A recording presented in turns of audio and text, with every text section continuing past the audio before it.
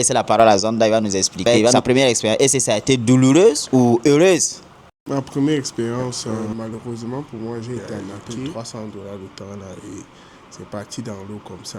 Okay. Et ça m'a fait beaucoup mal. Ça serait intéressant qu'il nous raconte son histoire, sa première expérience avec les crypto-monnaies ou les bitcoins. Parce qu'en fait, ce qui démotive les gens dans cet écosystème, c'est lorsqu'ils encaissent leurs premières pertes. Beaucoup de gens abandonnent, disent que c'est de l'arnaque. Peut-être vous êtes rentré par la mauvaise porte. Donc c'est normal que vous sortez également par la mauvaise porte.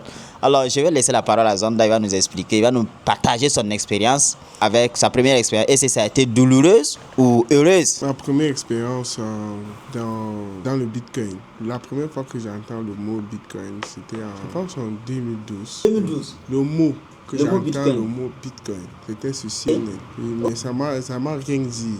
J'ai juste entendu ça. Juste un mot comme ça. Mais c'est en 2017, lors de mes recherches, que je retombe encore sur ça. C'est quel genre de recherche d'abord? Recherche sur Internet. Okay. Parce que peut-être en rapport avec votre domaine de formation. Oui, parce que à la base, j'étais entrepreneur sur le digital. Ok. Donc, à ce temps, en 2017, j'avais déjà mon première entreprise et l'entreprise faisait dans le marketing digital. Donc on était les entreprises, on créait des sites web et des pages réseaux sociaux. Donc on aidait les entreprises à se lancer en ligne. Voilà. C'est dans cette optique de chercher des alternatives, de s'épanouir financièrement que je suis encore tombé sur le Bitcoin.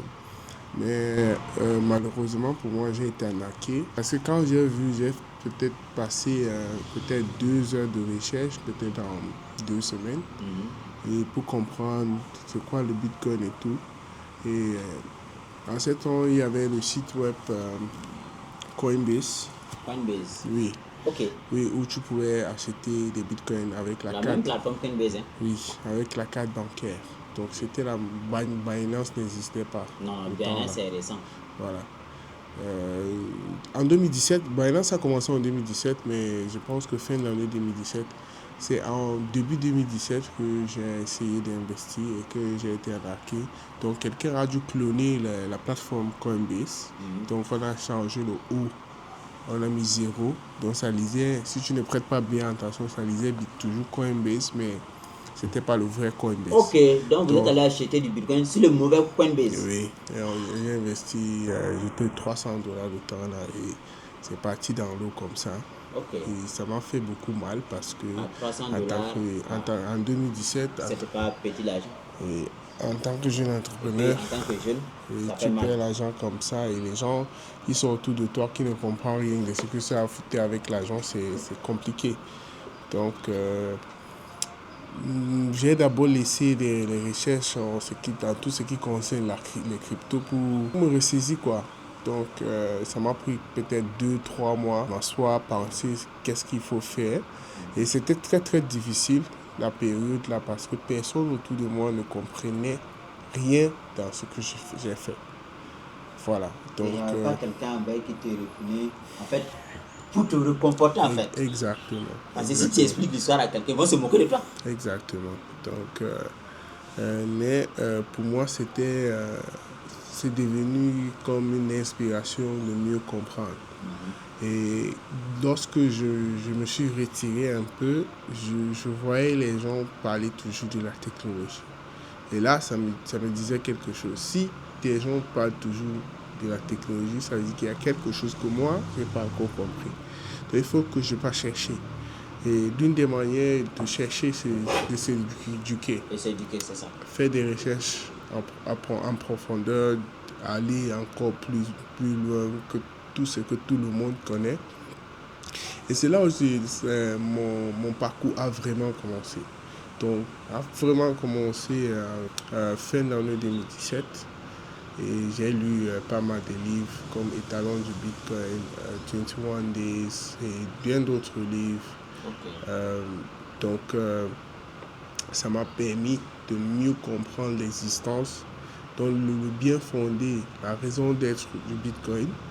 Et ça a enlevé tous les doutes que j'avais sur la technologie. Et ça m'a permis d'avoir le courage d'expliquer à d'autres personnes.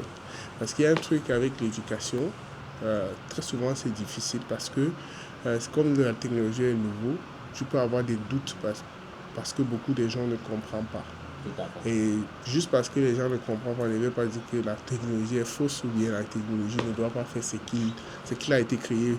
Donc, c'est un peu ce qui s'est passé. Donc, l'éducation m'a permis d'avoir la confiance de parler à qui que ce soit sans se sentir comme si tu es en train de faire quelque chose qui n'est pas bien juste parce que la personne ne comprend pas. Non, généralement, ce qui se passe, c'est quand les gens entendent parler des crypto-monnaies, la première question c'est est-ce que c'est légal? Est-ce que tu n'es pas en train de nous amener dans une arnaque? Tout le monde a cette peur sceptique de se faire arnaquer, surtout quand il s'agit d'une activité en ligne. Mais ça me paraît bizarre, c'est quand même curieux que vous ayez découvert le Bitcoin autrement que les autres. Vous, au moins, c'est sur les sites là où vous êtes allé pour acheter que vous êtes fait arnaquer. Mais vous, c'est pas les sites d'investissement. C'est pas un site d'investissement, c'est juste que vous avez voulu faire l'expérience et vous êtes tombé sur de mauvais sites d'achat. Et là, ça m'a permis de devenir éducateur. Donc, mon parcours a commencé de devenir éducateur et ça n'a pas changé. Peut-être les démarches ont changé, mais la mission reste le même. Et depuis 2018, je me suis formé personnellement à fond. Et là, il y a un truc avec le Bitcoin, c'est que lorsque tu comprends mieux, tu ne peux pas garder l'information pour toi. C'est tellement transformatif que tu ne peux pas rester avec. C'est comme, comment on appelle ça? Une révélation. Exactement. Dans l'écosystème de la crypto-monnaie, quand tu découvres quelque chose de nouveau, forcé, tu seras obligé de partager avec les autres. Exactement. Ce qui démotive les gens dans l'écosystème de la crypto-monnaie, ce qui fait qu'en fait beaucoup de gens refusent même d'entendre le thème crypto-monnaie, c'est surtout les arnaques. Et beaucoup même se disent que c'est parce que toi tu es dedans et que tu n'as pas encore été arnaqué que tu es toujours dedans. Mais la réalité c'est que la plupart, sinon je dirais 80% des Africains en tout cas qui sont dans l'écosystème de la crypto-monnaie sont passés par l'arnaque. De force ou de gré, ils vont passer par là. Vous allez forcément perdre de l'argent. Ils ont forcément perdu de l'argent, la majorité. Il y a quelques-uns en tout cas qui arrivent à s'en sortir sans vraiment encaisser des pertes. Voilà. Et ça aussi, c'est des exceptions.